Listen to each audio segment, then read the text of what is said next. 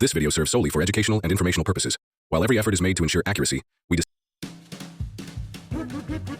Salut les fans de science. Vous êtes-vous déjà demandé comment fonctionne votre smartphone?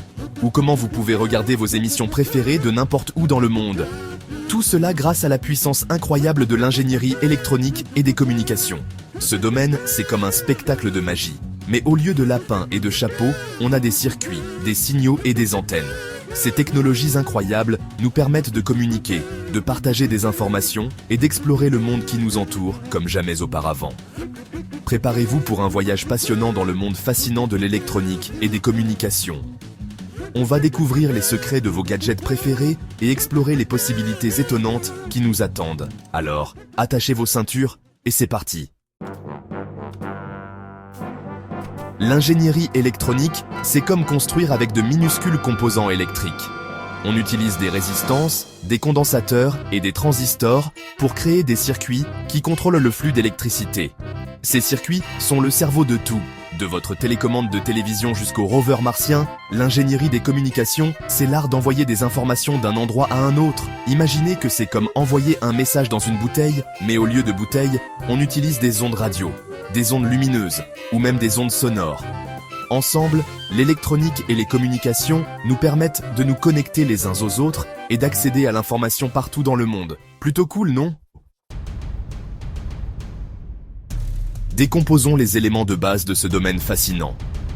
D'abord, les circuits. Imaginez un circuit comme une petite ville avec des routes et des bâtiments.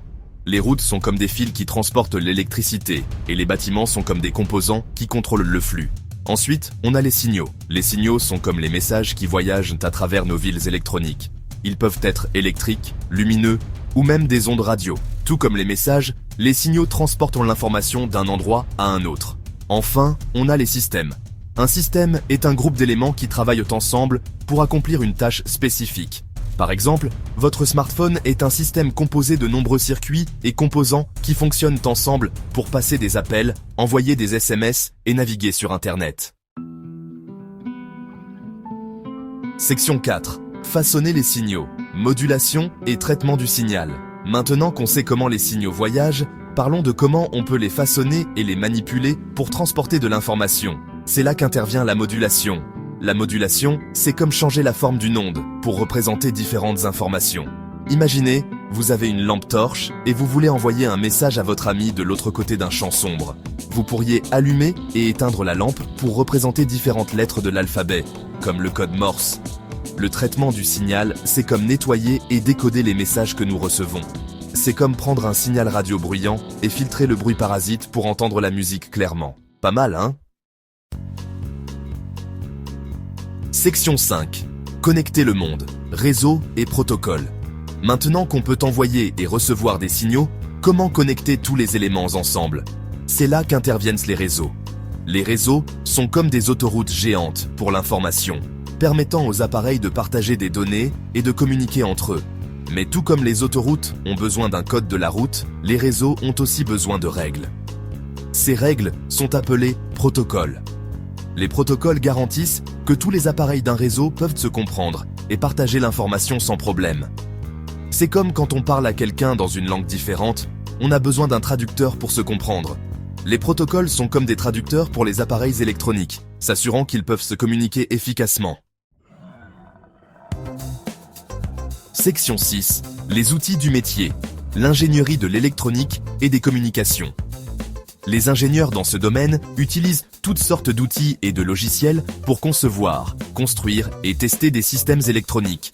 Ils utilisent des oscilloscopes pour visualiser les signaux électriques, des analyseurs de spectre pour voir les différentes fréquences d'un signal, et des logiciels comme MATLAB et Python pour simuler et analyser des circuits complexes. Ces outils aident les ingénieurs à créer tout, des minuscules circuits de votre smartphone aux énormes satellites de communication en orbite autour de la Terre. C'est comme avoir une boîte à outils high-tech pour construire le futur.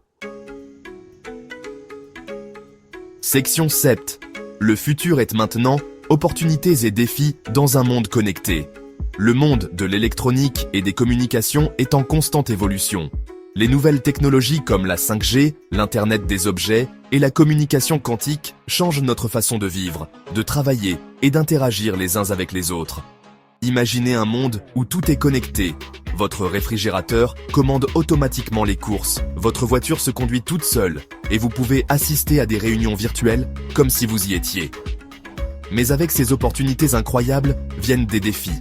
Nous devons nous assurer que ces technologies sont utilisées de manière responsable et éthique, et que chacun a accès aux avantages qu'elles offrent.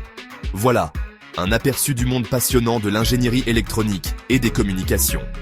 J'espère que vous avez apprécié d'en apprendre plus sur la magie qui se cache derrière vos gadgets préférés et sur les possibilités incroyables qui nous attendent.